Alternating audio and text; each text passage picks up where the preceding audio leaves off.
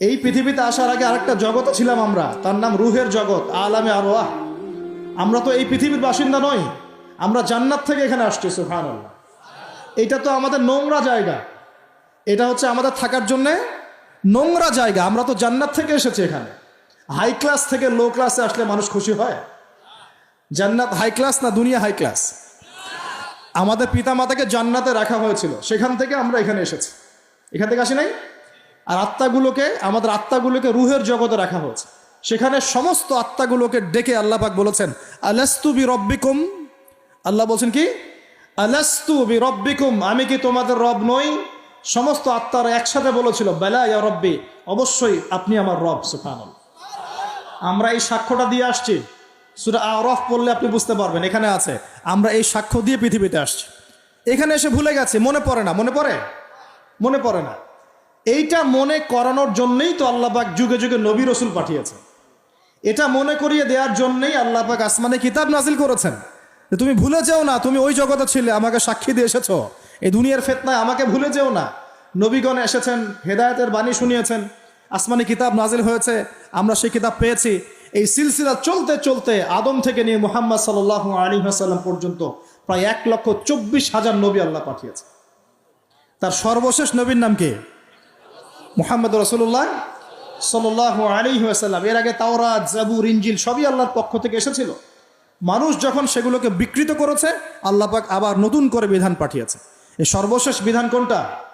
আল কোরআন, এবং তার ব্যাখ্যা কি আছে? হাদিস। এই কোরআন হাদিস ঘাটাঘাটি করলেই আমরা পেলাম যে একটা জনপদের মানুষ যখন এমন শিরক আর কুফরে নিমজ্জিত থাকে, তখন আল্লাহর পক্ষ থেকে আযাব আসে। এখন আমরা কি সেই পাপে নাই ভাই? আপনার উপরের লেভেলের সিস্টেম থেকে শুরু করে নিয়ে একদম এই শিক্ষাক্ষেত্র বলেন, হাতের আংটি বলেন, চিন্তা চেতনা বলেন, হ্যাঁ, রাস্তাঘাটের ওই যে গণকের কথা বলেন, কবিরাজের কথা বলেন, জাদুবিদ্যার চর্চা বলেন, হ্যাঁ, ওই ভাগ্য গণকের কথাই বলেন, রাশিফলের কথাই বলেন, সব আমরা শিরকের মধ্যে লিপ্ত আছি এখন। এর পাশাপাশি আমরা কবর পূজা করছি, মাজার পূজা করছি, আমরা আল্লাহ ছাড়া অন্য কারোর জন্য জবাই করছি, মানত করছি, কসম করছি, কুরবানি করছি। কোনো কোনো জায়গায় আমরা আগুনেরও পূজা করছি, আগুনের সামনে দাঁড়িয়ে মাথা নত করছি না? আবার কোনো কোনো জায়গায়, কিছু বড় বড় জায়গায় পর্যন্ত নীরবতা পালন করা হয়। নীরবতা পালন, নীরবতা মানে কি? আমরা নামাজের মধ্যে যখন দাঁড়াই, তখন আল্লাহর উদ্দেশ্যে নীরব হই না? আল্লাহর উদ্দেশ্যে নীরব হয়ে আমি আল্লাহর ধ্যানে মগ্ন হয়ে যাই না? তো এখানে আপনি কার ধ্যান করছেন? যখন আপনি আগুনের সামনে দাঁড়ায় নীরব হয়ে দাঁড়িয়ে আছেন, তখন কার ধ্যান করছেন? এটা শিরক হচ্ছে না? এটা তো আপনি আগুনের ধ্যান করা শুরু করলেন। এখানে তো আপনি আল্লাহকে স্মরণ করছেন না। বুঝতে পারছেন না মনে হয়? মনে করেন একজন মানুষ মারা গেছে, লাশ, কথা, তো এই লাশটার সামনে দাঁড়িয়ে আপনি নীরবে 2 মিনিট দাঁড়িয়ে আছেন কেন? কি দরকার? এটা কি নবীর সুন্নত? আপনি নামাজে দাঁড়াবেন, নামাজে দাঁড়িয়ে আল্লাহকে স্মরণ করবেন, আল্লাহর কাছে দোয়া করবেন। আল্লাহ ছাড়া আমরা নামাজের মধ্যে নীরবতা পালন করি না? নামাজে নীরব হয়ে আল্লাহর কাছে ধ্যান করি না? মনোযোগ ধরে রাখি না? তো এখন আপনি কোথায় মেডিটেশন করছেন? এটা তো শয়তানের দিকে যাওয়ার রাস্তা খুলে দিবে আপনাকে। অনেকে আগুনের সামনে মাথা নত করছেন, প্রদীপের পূজা করছেন, অনেকে দেখা যায় বিভিন্ন দিবসে এই যে বানর, হনুমান, এইসবের মূর্তি টুর্তি নিয়ে রাস্তাঘাটে দৌড়াদৌড়ি করছেন। ছেলেপেলেরা এগুলো বেশি করছে। কাকে প্রমোট করছো তোমরা? কাকে প্রমোট করতে যাচ্ছ? কোন সংস্কৃতি প্রমোট করছো? এই হাদিস এটাও আছে শেষ জামানায়, যে আমার উম্মতের একটা বড় অংশ মুশরিকদের সাথে মিশে যাবে এবং মূর্তি পূজা শুরু করবে। এগুলো চলছে না এখন? এগুলো যখন চলবে, তখন আমাদের উপর কি আল্লাহ পাকের রহমত নেমে আসবে ভাবছেন, না আযাব আসবে? ওই যে বলেছে আযাব যে আসে নাই সেটাই আল্লাহর রহমত, এটা আমি গবেষণা করে বলছি। আযাব যে আসে নাই এখন পর্যন্ত, এটাই আল্লাহ পাকের রহমত। তওবা করে ফিরে না আসলে অচিরেই আল্লাহ পাকের আযাব নেমে আসবে ইনশাআল্লাহ। আল্লাহ হেফাজত করুন। তারপরে আমরা শঙ্কিত যে কখন না নেমে আসে। আল্লাহ রাব্বুল আলামিন আমাদেরকে হেফাজত করুন। আমিন। এভাবে প্রতিটা ক্ষেত্রে শিরক চলছে, শিরক আর কুফর, শিরক আর কুফর। কোরআন খোলেন, হাদিস পড়েন, দেখবেন আল্লাহ পাক যতগুলো জনপদকে ধ্বংস করেছেন, তার প্রধান 2টা পাপ ছিল শিরক আর কুফর। কুফর, এই যে আমাদের যুব সমাজ এটাই বোঝে না যে নামাজটা ছেড়ে দেওয়াটা কুফরি। নামাজ যে না পড়া, ছেড়ে দেওয়া, ইচ্ছা করে না পড়াটা কুফরি, এটা ওদেরকে কেউ শেখায় নাই। 20 বছর পড়াশোনা করেছে বিশ্ববিদ্যালয়ে, স্কুল, কলেজ, বিশ্ববিদ্যালয়ে 20 বছর পড়াশোনা করেছে, কেউ কোনো স্যার ওদেরকে শেখায় নাই যে নামাজ ছেড়ে দিলে কুফরি হয়। এবং এদের সংখ্যা লক্ষ লক্ষ না, মনে হয় কোটি কোটি হবে যুব সমাজ যারা 20-25 বছর পড়াশোনা করে নামাজ যে কুফুর, নামাজ ছেড়ে দেওয়া যে কুফুরি, এটা শিখে নেয়। আর নবীজি বলেছেন মান তারাকা সালাতান মুতাআম্মিদান ফাকাদ কাফারা। যে কোনো মাযহাবের ইমাম সাহেবকে জিজ্ঞাসা করে দেখেন, যে কোনো মাযহাবের আলেমকে জিজ্ঞাসা করে দেখেন, এই হাদিসটা আপনাকে শুনিয়ে দিবে। যে ব্যক্তি ইচ্ছাকৃতভাবে নিজের উপর ফরজ নামাজ ছেড়ে দিল, সে কুফরি করলো। কি করলো? তো এই যুব সমাজকে কে শিখাবে যেটা কুফরি? বহু ছেলে পেলে আমি তো দেখেছি ওয়াজ মাহফিল অ্যারেঞ্জ করা হয়েছে, এশার ওয়াক্ত হয়ে গেছে, সবাই নামাজে দাঁড়িয়েছে, অর্ধেকের বেশি নামাজ বাদ দিয়ে দূরে দাঁড়িয়ে হট্টগোল করছে, হই হুল্লা করছে। এখানে ওয়াজে আসছে বক্তাকে দেখার জন্য আসছে। নামাজ নাই, ওয়াজ শুনে কি করবা তুমি? নামাজ ইম্পর্টেন্ট না ওয়াজ ইম্পর্টেন্ট? নামাজ না থাকলে ইসলাম থাকে?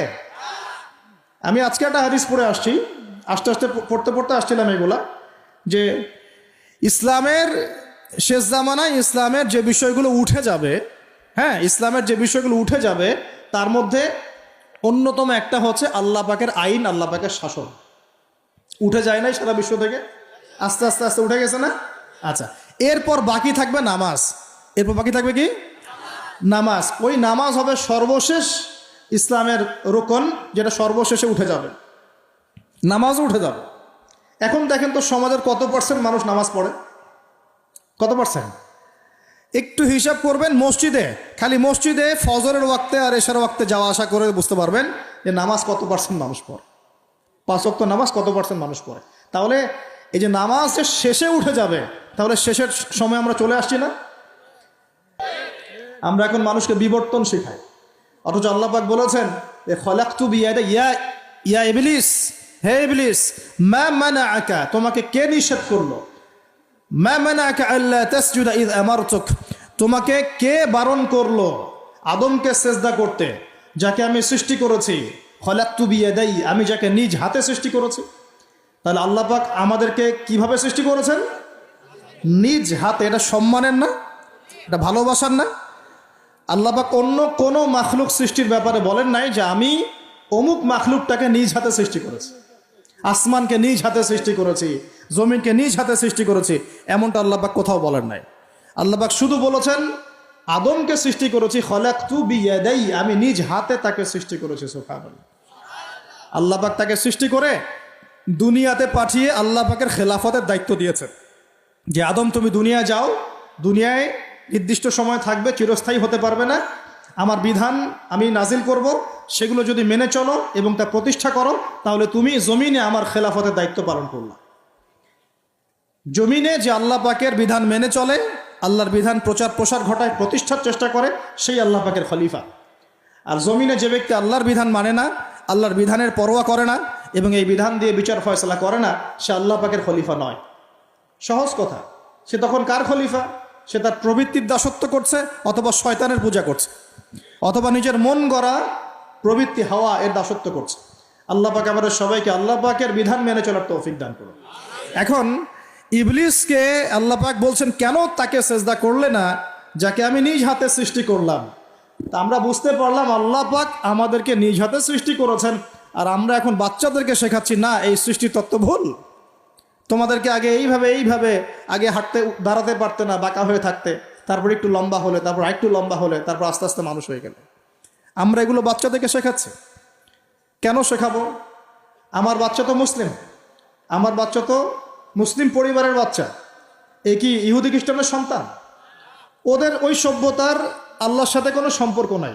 তাদের সৃষ্টি তত্ত্ব বুঝতে হলে এমন বিবর্তনবাদের দরকার হয়। আমার তো দরকার নাই, কারণ আমি তো মুসলিম পরিবারের সন্তান, আমি তো আল্লাহকে বিশ্বাস করি, আমি তো জানি আল্লাহ পাক আমাকে সৃষ্টি করেছেন নিজ হাতে।